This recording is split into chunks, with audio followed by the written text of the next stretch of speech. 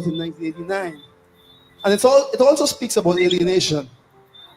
I hope this song would have gone away, but it seems to just be coming back and coming back again. It's a song I call 1990. So from the ghettos of Trinidad to the ghettos of LA, same story.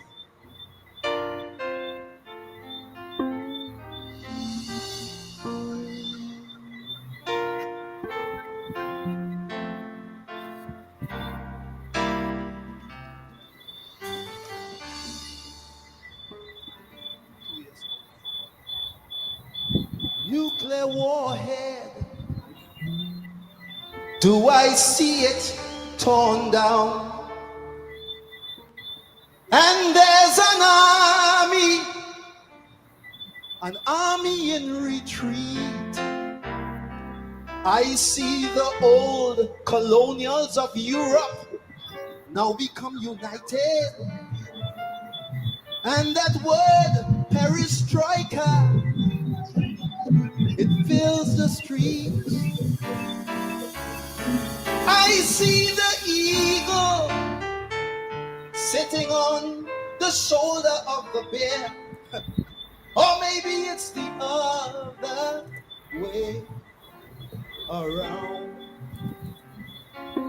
Is this the calm before the hellfire? Or is our tomorrow really heaven bound? But 1990, the blood still flows in Bogota. And from Beirut to Johannesburg, the river don't stop. 1990, third world children still wander in their boats, in their jungles, in their deserts, until they dry. It is strange. The more we change, the more we rearrange. Everything just seems the same as we move into the next century. 1990, please make a liar of me. Oh, oh, oh. Oh, oh, oh, oh, yeah, yeah.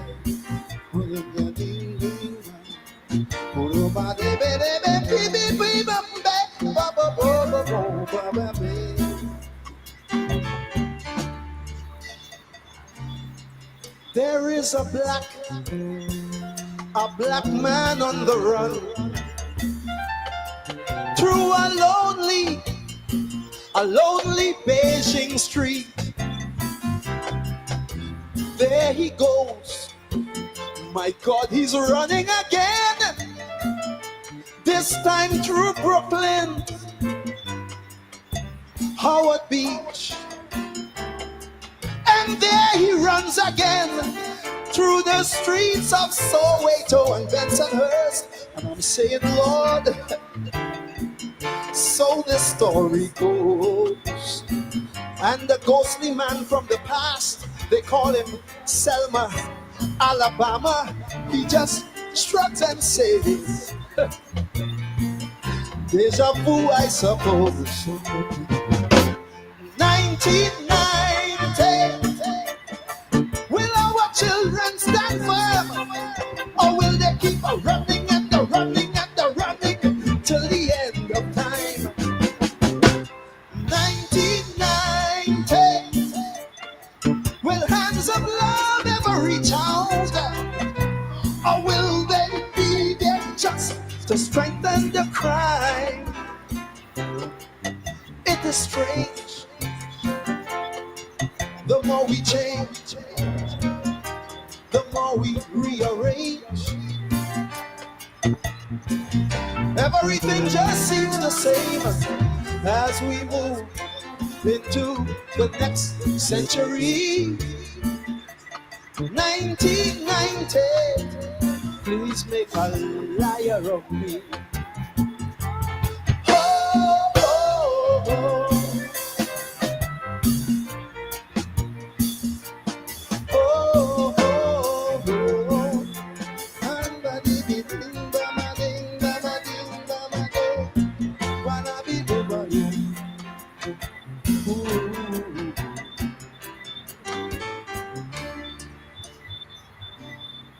LA's burning down.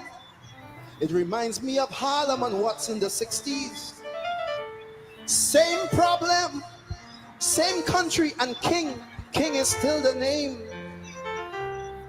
People shouting power, power to we the people, and equal rights and justice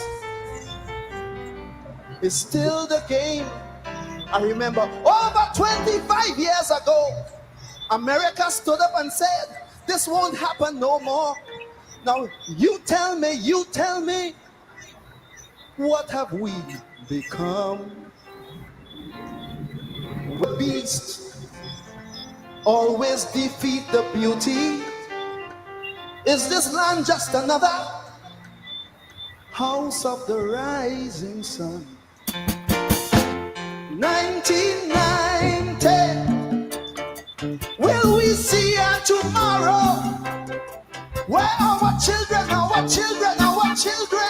will truly be free? 1990, is it joy, is it sorrow? As we move into the 21st century, I'm saying it is strange. The more we change, the more we rearrange, everything stays the same as we move into the next century. 1990, make a believer of me. David Michael Rudder, 1990.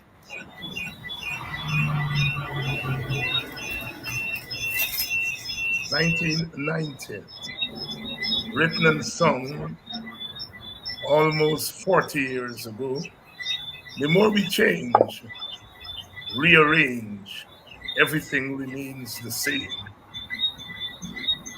In Guyana, as it is in the rest of the world, so says the musical philosopher of our Caribbean. Dr. Henry Jeffrey, as you notice, is on. His background is in dark because his current, as we see, is gone. So he's using backup technology. I had some difficulties getting started because of some power problems there, but we're on. Dr. Jeffrey has switched to, I think, solar. I managed to get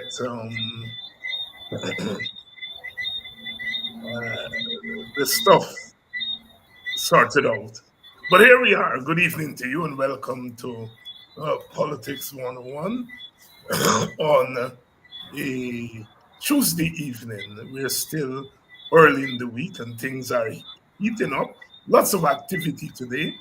Lots of activity in the past 2 weeks, 3 weeks. We'll talk to Dr. Jeffrey about some of that. Dr. Jeffrey, good evening to you. Good evening, David. I'm glad to see you. I thought it would not have been possible. And of course, the last time I saw you in person, we were celebrating your birthday. As they say, yes, of course. Your birthday. Let me, on behalf of the Politics 101 family, wish you a happy birthday and as we say, hope you live to see many, many, many more. Let's let's start off this evening because we don't know how long we will get to run. But let's start off this evening. There have been lots of lots of activity around Mohammed. You have made it very clear what your position on the emergence of the Mohammed, um, now called WIN, but we have seen lots of activity, um, lots of quarrel over the symbol.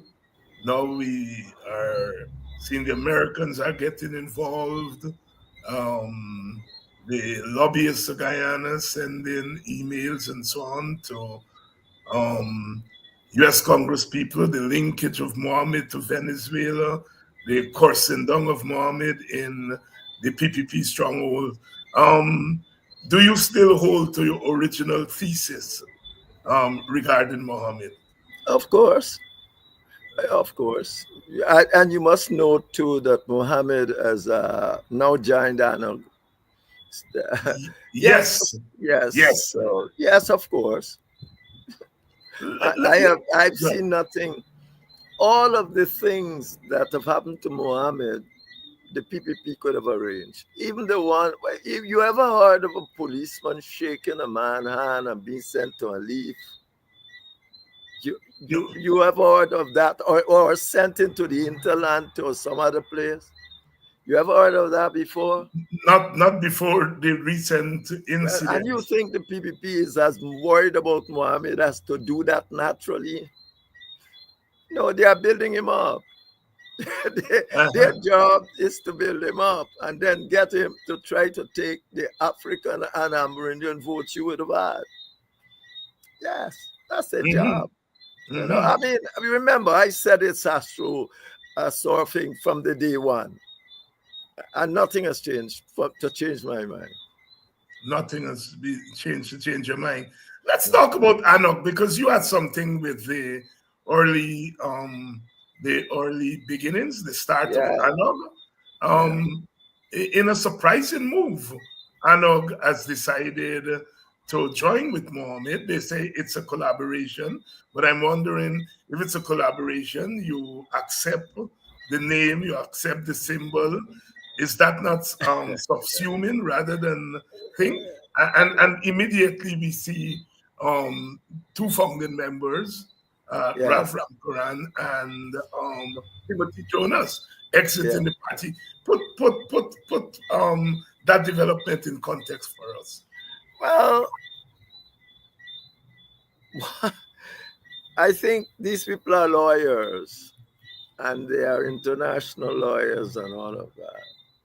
And they are politicians of some repute and reputation. I think they will find it difficult to join with somebody like Mohammed, who is tainted from the legal standpoint. He's definitely tainted. You have the biggest country in the world saying that Mohammed is involved in all manner of story, drug trafficking, God knows what, money laundering, almost everything you can think of. The story for me is that I would I would have nothing to do with Mohammed either, because I'll say it is a rudeness kind of thing for you have a country like America, not under the Trump regime, by the way, under the former regime, who said they have spent some 2 years doing investigation and so on, and that the PPP was doing nothing about it. What the PPP is doing to Mohammed now is not, they have to do. They have to do because the Americans are on the case. And if you heard the president the other day, they're talking about, oh, yes, we will save Guyana because the Americans are with us and all of that. You will know that they have to do it, but they have had to do it all the time. Remember, they turn up with 8% for the public servants and then had to turn to 40% for the ones with they had to do it. And that is why you all also saw that when the Biden administration lost, they put up big signboards supporting, agreeing at this situation because they were under severe pressure to democratize and do things by the Biden administration.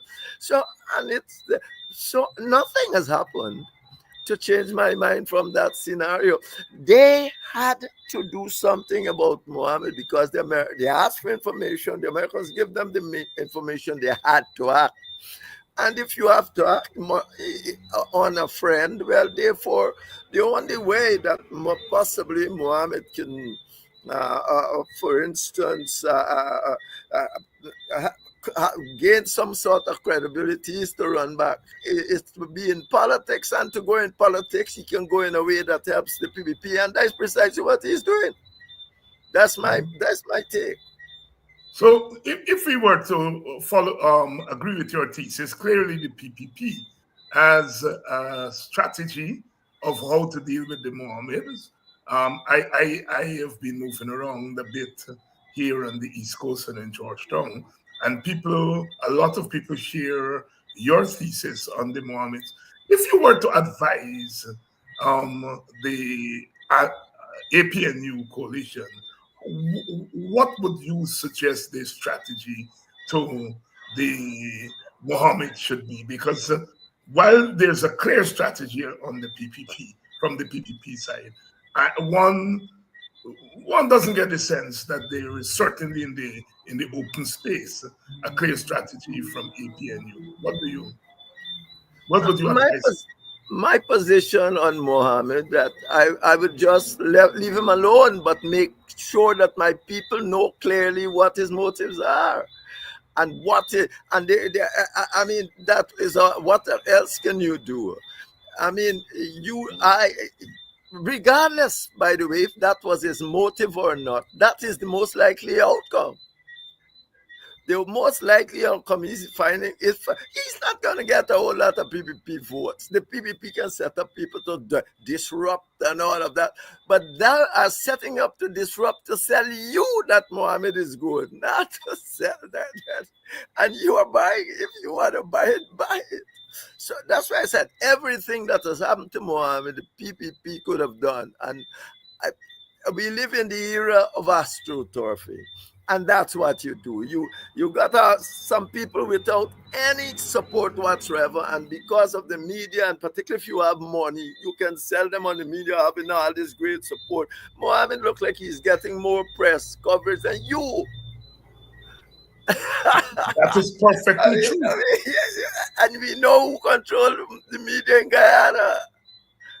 For the most part, he's getting more press coverage. You can't be that, man. In any case, it doesn't matter what he was doing. He's not helping you. That is this. By not helping you, Dr. Jeffrey means he's not helping the APNU. And, and lots of you share that view. Mandy is saying here, Dr. Jeffrey, you're correct. Colin, of course, said it very early. The analog of today is not the analog of 5 years ago. What would have driven, I think the people in analog are mostly young people. What would have driven them in the direction of? Well, for me, remember, I was one of the first people with analog too. And Terence was there too, Campbell. So I hold to certain what I'll call political values.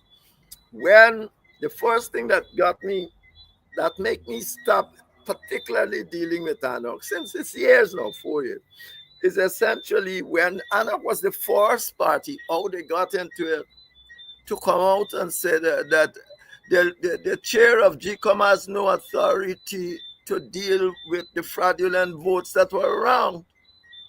I can't remember anybody discuss it in ANOC or nobody, but there it was in the press. ANOC says the chairman had no thing. Of course, the Chief Justice changed that later. Said that the GCOM should have dealt with all the issues before calling any election. And then after they do it, a few other people do what they establish news carriers and out and said these that Anok said so, and then the next thing you know, the GCOM chairman said it. She didn't say it first. I have it chronologically down. She didn't say it first. So effectively, that says to me, how am I gonna say this? I mean, all international things said that GCOM must deal with all issues surrounding an election before you call it. Once you call it, you gotta go to petition.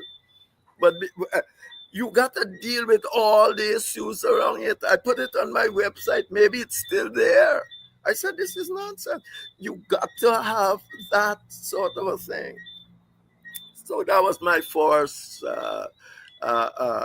thing with Anok. And then, of course, you know, they went and take the deputy speakership after, without commenting. I mean, even if they didn't want to take it and it's Schuman wanted it, and you should have tell Schuman, no, we are not joining it. And if the law, at the time you might not have known that the law said that the highest party apparently says so, that the party with the highest vote can make their decision what they do. The trouble with, you should have made it public at that point. Because we were walking the streets, you know, I don't walk the streets like great moral people talking about we never take none from the PPP. And you take from the PPP what don't belong to the PPP. So, you know, I mean, yes, well, I mean, that's my point with Anna. Let's shift to the APNU. We've seen a lot of movement. People leaving the PNC, going over to the PPP. And then we saw some AFC people going over to the APNU. One of them becoming a prime ministerial candidate. We saw Amanza Walton leaving, forming her own party. And today she has joined with two smaller parties. To form a movement to contest the election. Lots of movement. Have you, in your recollection of Guyanese elections starting in the 1950s, has there ever been a time when there was so much traffic going on among not around election time. Not around election time. I mean, there have always been people changing parties. Remember, at one time, I think around 1983, when the PNC, I think it's just around 1983, when the PNC Congress had about 23, I think I wrote it sometime, 23 Communist Party come in. They look like the PNC are taking over from the PPP. Because 23 communist groups from around the country, Russia, China, all of them down here. And around that same time too, you remember you had the crossing over. And these are of serious party people. Ranjit Chandy Singh was the chief ideologue. You had Harry Lal, he was the he was not a trade union, what was he? Yeah. But yes, Harry Lal, Gahu trade union. You had Vincent Tika, you know, these were serious, and they moved over. But I think that they moved over for ideological reasons. It was essentially an ideological movement. Right now, you're not certain what they're moving over, because they're moving over to a dictatorship. If you're going to try, I mean, not Jeffrey said the PPP is a dictatorship, the world says so. The Transparency International just said the PPP has captured the state and doing what they like with it. It's not me. You go at V Democracy says they are an autocracy minus going down the tube. They're almost like Venezuela, I tell you. So when you say you are going to join the PPP, you're joining an autocracy and an ethnic one as that. An ethnic one that has suppressed the people for nearly 20 years. They've been doing it for 20 years. I mean, if you look at as public servant salary alone, I think I made a point. Any public, if you do, all right, let me go this way. When I was minister, I argue against the public service union, and I said to them, you are getting 3.4 times per capita income as the average salary of the teacher. And if you go in the world situation, that is what it is. It's about 3.4 times. If you go in the world today, the average teacher salary, the average teacher would get about $300,000 a month, given not the GDP, the GNI, not the GDP, because I'm saying, all right, Exxon gone with more of it, but the GNI, that what's coming to a public servant salary today might be $300,000 on average, instead of the $120,000 or $117,000. And this been going on for 20 years. 20 years. That's, I think, you and your party, you're fighting for reparations and people get paid back. I think you and your party should fight, and that only happened because the PPP refused to have collective bargaining. You see what went on? After just recently, after Armstrong, they refused to have collective bargaining. Therefore, they robbed the people, and you and your party should take it up and pay back the people the billions that they owe them. They have made impoverished Africans to get them to run to the state they are now, and you and your party should take it on and say, look, we are going to look at this thing back historically, because morally wrong, it was legally wrong to don't have collective bargaining. Not because you got state power, you can determine. No employer, none should be allowed to determine people's salary by itself. First, people get the smallest amount, much less the state that has signed the constitution, give trade union right, and refused to negotiate with you for nearly 2 decades. Somebody got to go and deal with that wage debt. It's a wage debt you owe to the public servants, not the Africans, but to the public servants. It would turn out to be billions of dollars, and pay it instead of wasting time and building all sorts of substandard roads. Pay the people back. If you don't do that, what's going to happen? Anybody that take the state can do what they like, and then they just get away with it. You should be saying that the state owed the public servant an historic debt, and if you come to government tomorrow, you will see that debt is repaid to all public servants. So you see, they could do that essentially, yes, to all public servants, but essentially the African people are basically public servants. They're not got anything else, so they feel it more. And look where they are now. All the technical institutes in the African villages that the PNC had even tried to think, what they do, just let it run to the African people. They run around cleaning drain and all sort of thing. They brought them to what they are now. Guess what? They're scrapeheads. Dr. Henry Jeffrey here saying it, plain and throwing down the challenge to the parties. So you are not leader. Yeah. You are. He's warming me up here tonight. You are fighting for reparations from slavery since something time, and you got reparations. You got to have right here. The PPP over 20 years have not had collective bargaining and has robbed the public servants of billions of dollars. And you should see that the family whosoever is life, get it back. Get it back. Get it back. Dr. Henry Jeffrey here.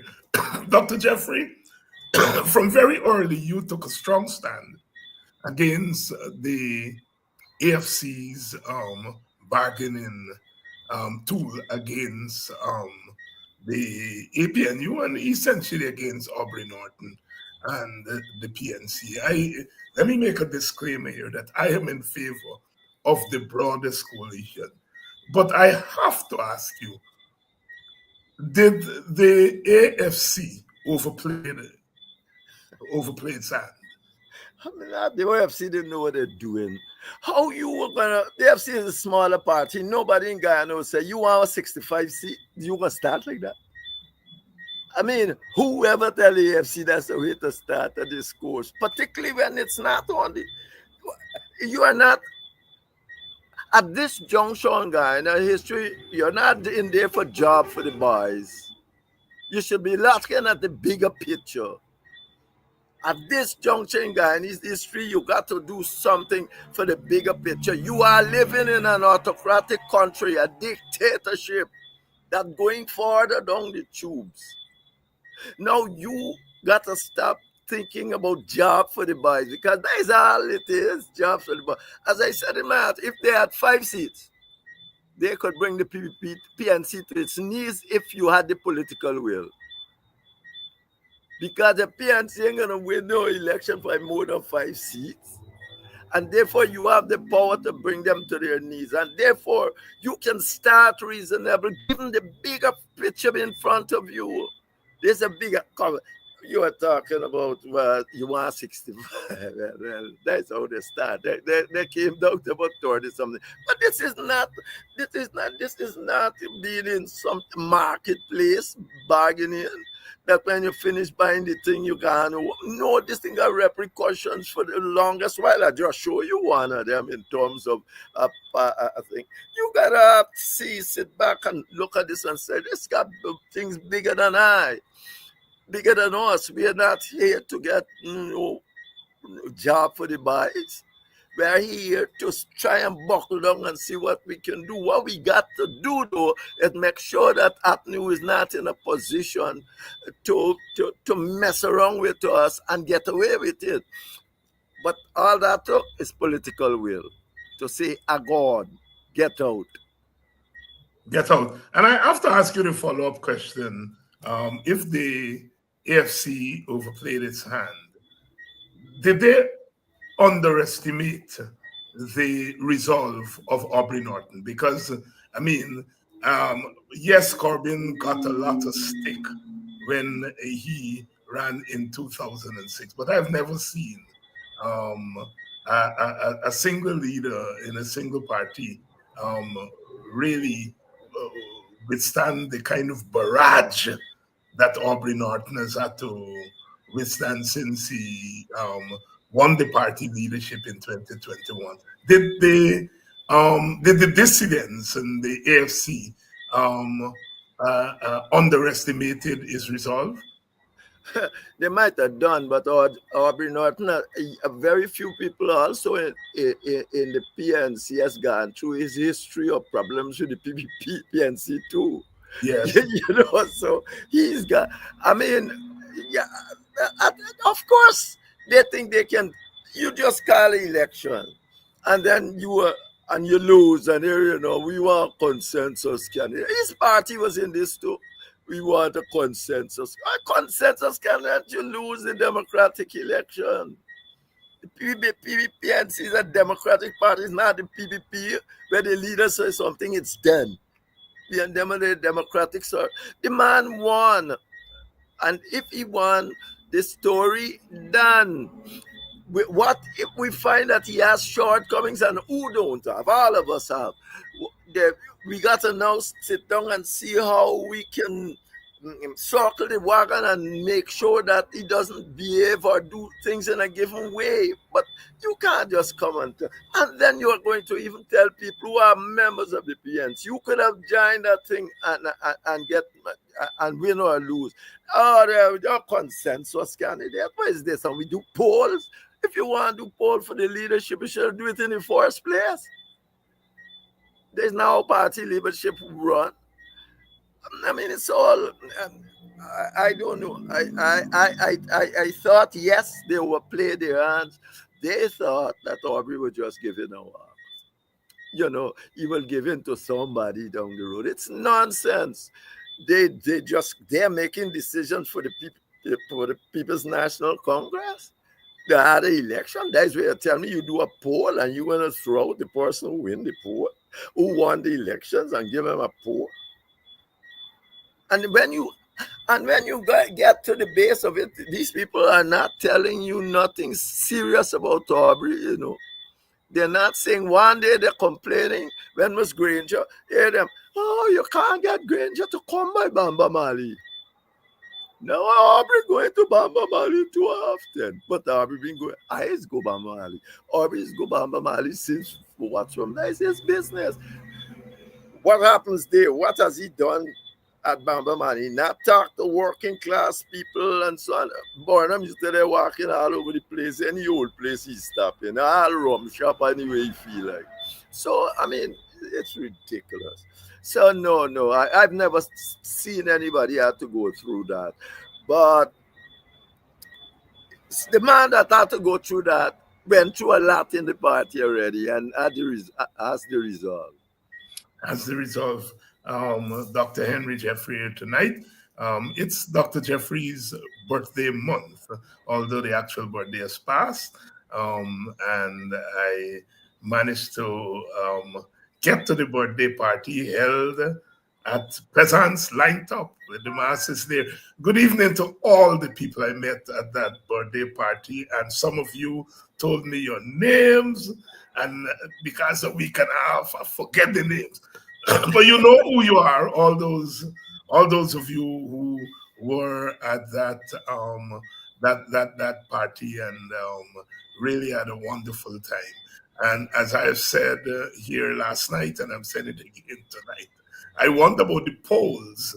Dr. Jeffrey just mentioned the polls, and I have not met a single person, including some Indian guy. These the ones who come up and talk to me, who are saying that the PPP should go back into office. I have not met a single what the term they use, undecided voter. Every voter, every person that come up to me, they decide how they vote in. I live at Buxton Line Top, so the cars they pass in everywhere. Then I managed to go there and so on. People recognize me passing the car and they're pushing their fist out the window. Some of them stopping just to shake hand and to see my neighbors. They say, Doc, if all them shout out and stop and think, if all them vote come top, the APN, you gonna get a landslide. But the point is, I asked the question, who do these people poll? Who do they poll? I mean, if you do a random sample of people, I mean, you don't know who do the poll. That's it. Are they saying not credible poll? Who make the person credible? Yes. So I just want to shout out to all the people I met at Dr. Jeffrey's birthday party, all the, as I said, the Peasants Lined Up massive. Shout out to you all. Dr. Jeffrey, how Nigel Hughes, Aubrey Norton, and myself, we were on a program, Caribbean Tea. And it was mostly about Aubrey and Nigel, understandably so, because they are the principals. But the issue of splitting the vote was raised, and Nigel promptly said that he would not be encouraging his people to attack the APNU. APNU said that they will not encourage their people to attack the AFC. And I took a middle ground because my point is that you have no control over that. And if you're going to have a splintered opposition, obviously at some point, the larger faction in the opposition has to warn against splitting the vote. My party, weeks ago, raised that question about splitting the vote. Is it possible for the APNU to run a campaign without raising the issue of splitting the votes? But that's not possible. I mean, Nigel must know that. How you going to run any campaign and say don't? That was a mantra of Janet Jackson, as a matter of fact. Every election, Charles, like, she'll finish it. Remember, don't split the votes. I know that's right. It's a mantra. How you gonna tell your people don't split the vote? I mean, it don't make sense. You you're saying, I don't know what the reason for saying it. You're saying if you are supporting the PNC, support them and don't split the votes. Story done. I mean, I'm so surprised. One of the persons I think that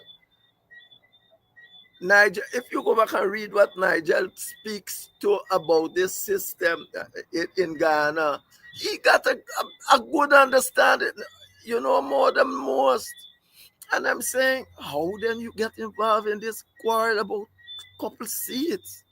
Who, why? You should be going in there at stage to fight for those things you have written about and says. And that's what you want. You want to get those things done. Once Norton, nobody stop you from them, you get it done. And then perhaps you can even change the constitution to say, look, we will have post-election coalitions.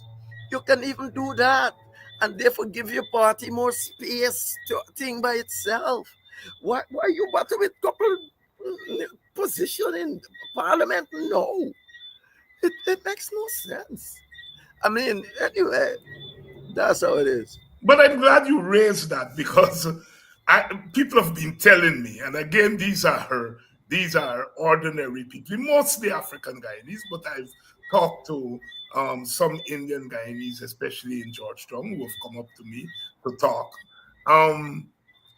I would say a good 75-80% of the people who express dismay at the AFC tactics, I would say 75%, 80% of them said, Doc, I don't think it's Nigel.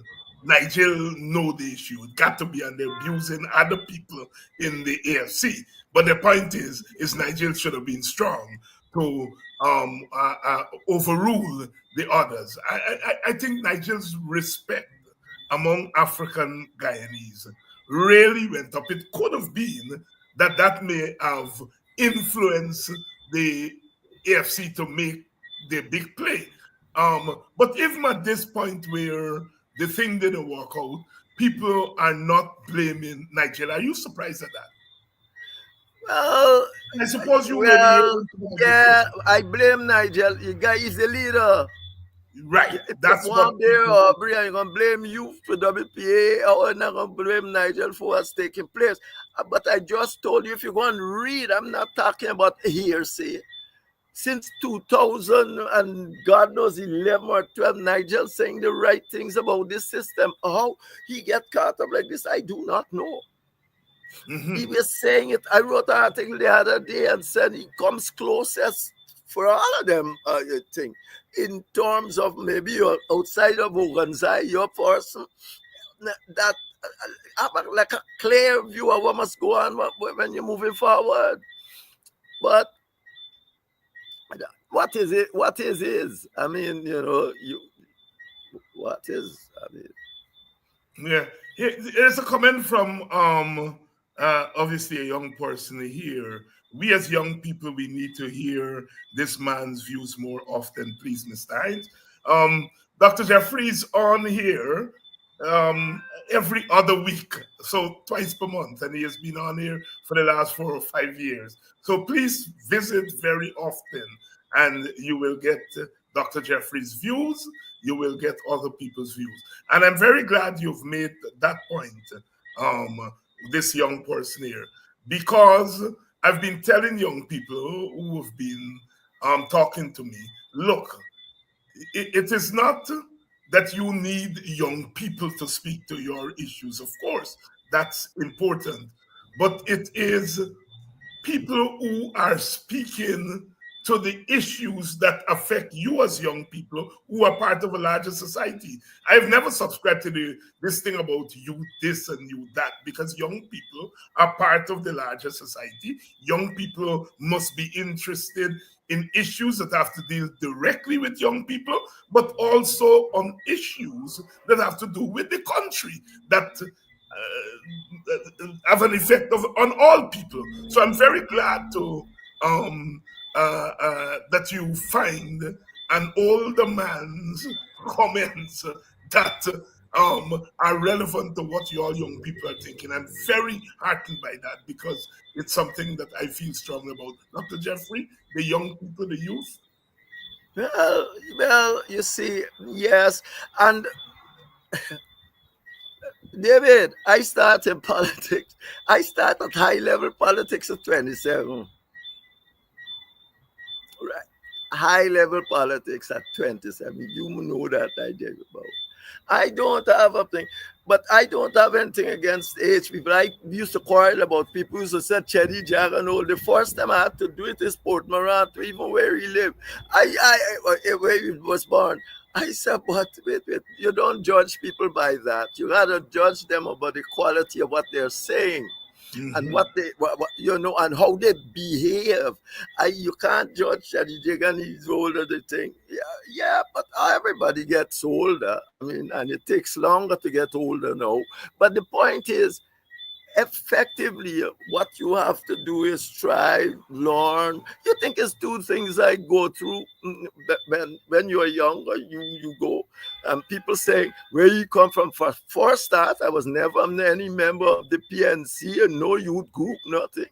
So when I turn up with Dr. Reed and other people used to say, hey, Dr. Reed, we need, he don't say anything about me. All he just say, we need young people and new people. So everybody, you get the message. He never said anything about me. I was there, but I got the message what's happening there because these people have never seen me around. I was never any the young socialist, nothing. I just come one day and got these things. So effectively, you got to take some time, look at the issue, forget the platitudes. The platitudes are all, every party has come up with all the Guyana needs. We all need to be good. This is not church. This is not a church. All of us need to be good, but do you see how many of us are all good?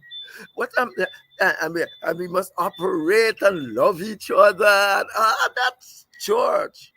It's all nice and so on, but effectively, you got to take into consideration too that structures matter. Structures matter. Structures matter as they are, and structures matter of how they bring you up. I think I tried to make that point in the terms of Trump, the British, and Hitler in last week. I'm saying that you have a situation where the Americans, I don't believe Trump will get through with any autocratization of America, largely because it's 250 years they have been winning in this democracy thing. Britain was trying with it since 1215. Now, the Germans, what happened in Germany is not, the Germans never tried to become a democracy maybe 30 years before all of it happened.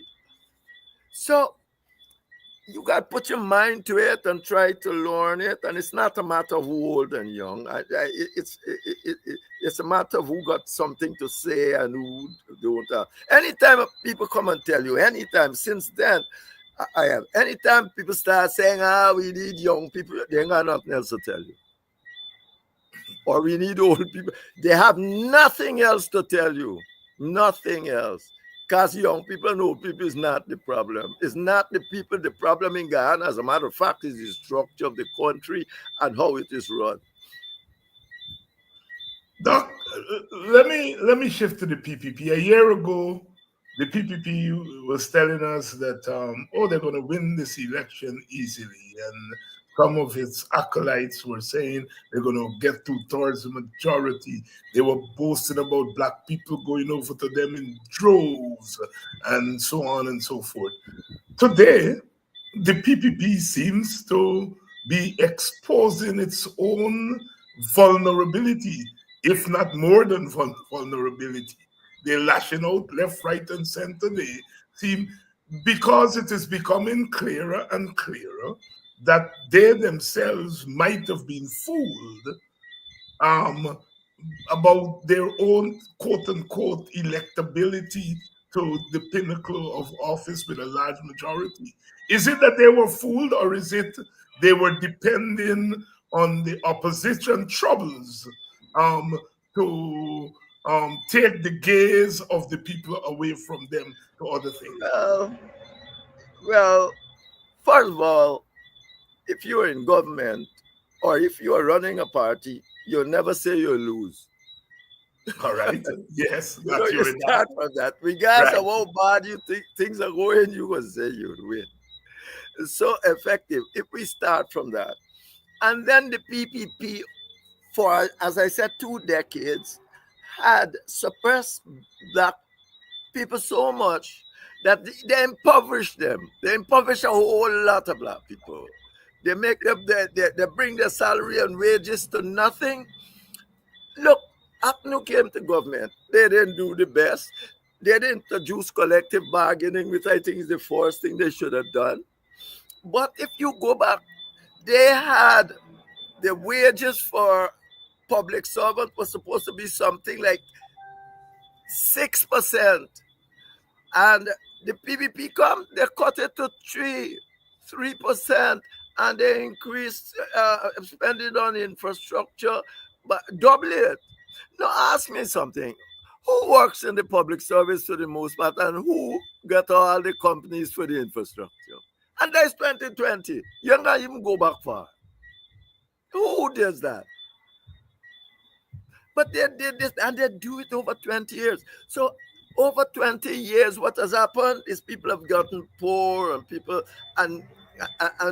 start, disillusioned. They become disillusioned, alienated with the political system. Let me support anybody. But once you get to tell people the truth, once you start telling people the truth on the system, they're not going to vote for no PPP. But Africans shouldn't. Amerindans shouldn't. How long we not saying Amerindian is the poorest people in Guyana? We must be grow up in here. And they're still the poorest people in Guyana. Because they don't have a seat on the table. And you don't even do a disaggregated data to see who is gaining where and what.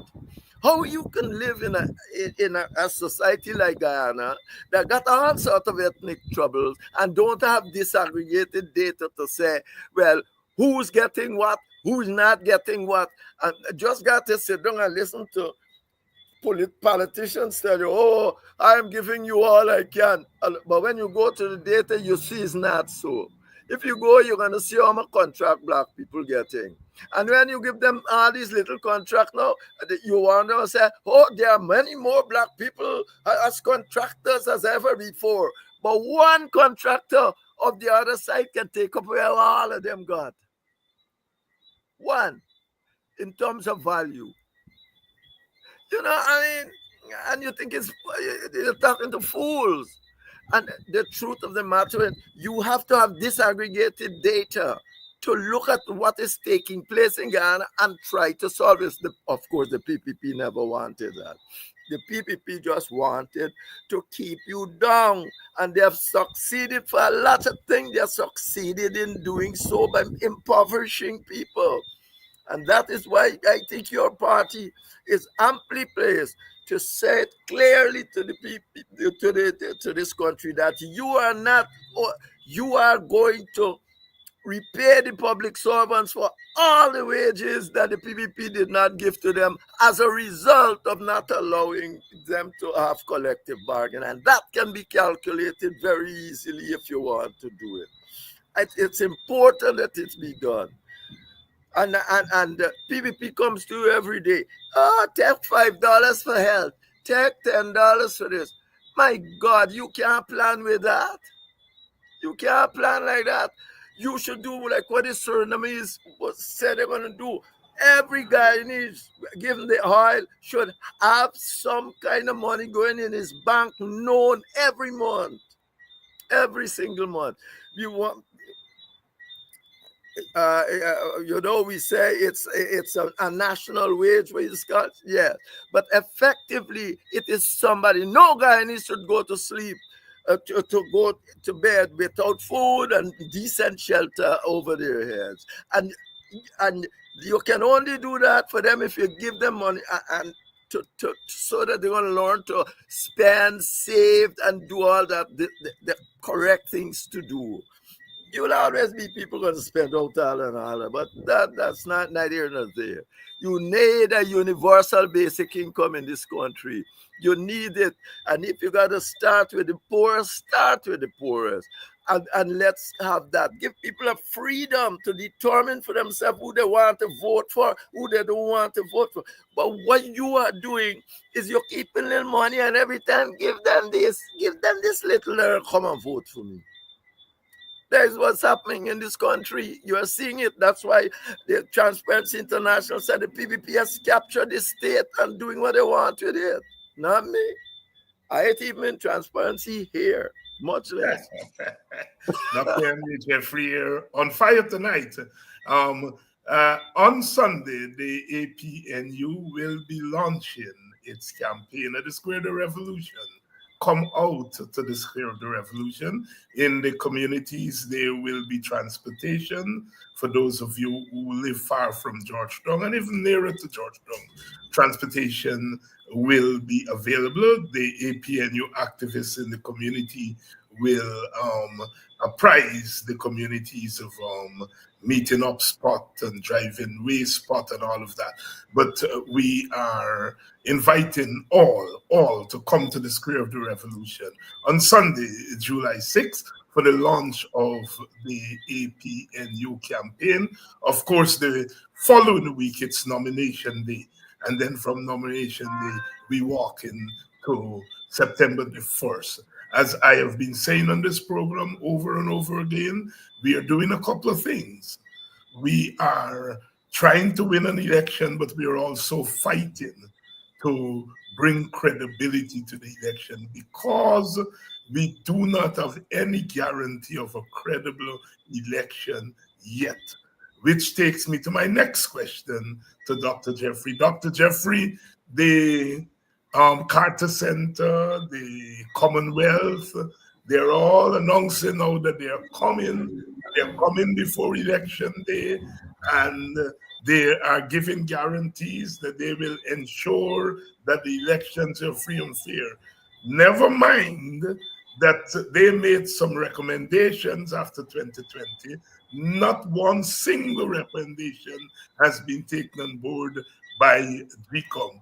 How can the international community guarantee that the election would be free and fair, given the fact that all their recommendations have been set aside by DRECOM?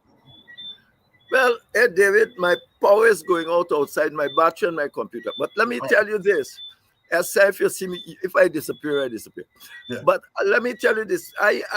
When I read what the Carter Center said, it seemed to me that they are saying they are coming to do a pre-election analysis whether or not the elections can be free and fair. Mm-hmm. And if that is so, and I'm not misreading, it's a time for you and your people to be ready to show them that what the PPP is doing in terms of gerrymandering, of all the other things, buying votes, no financial thing about the election thing, using up public resources to promote themselves. So you got a whole lot of work to do here because, yes, they are coming, but you have got to be ready. They're coming to assess whether or not that's what they got to do. They just can't come in one thing. They got to come and assess it, but I think they said that. They are coming to assess the progress for elections in Ghana, something like that. And therefore, it's about time you get your act together, all of you, and go there and say clearly, this election here cannot be free and fair if 1, 2, 3, 4 things that happen. Dr. Henry Jeffrey, and as you heard him say there, he's on standby power, his battery on the computer. So we will truncate tonight and we'll try to impress on Dr. Jeffrey to come back next week because we missed last week and Tonight he has some energy problems. Dr. Jeffrey, thank you very much. Thank And you, and we'll your talk. audience, David. Thank you, Dr. Okay. Henry Jeffrey. There, quite a stimulating program tonight. Quite a stimulating program tonight. The analysis on spot, the advocacy on spot, and the marching orders. The marching orders to my party, the WPA, and other parties within the APNU, especially the PNC. We are marching. We are moving on. We are moving on with purpose. We are moving on with purpose. We want to win the election, but we have to still continue to press the stakeholders to ensure that the elections are free and fair. We know the PPP is rigging the system. We know that they have GCOM on their side rigging the election. So our task is to push back against the rigging, but we need to get our voters out as an insurance against the rigging. The PPP must go. They have to go. The PNC said for Guyana to grow, the PNC must go.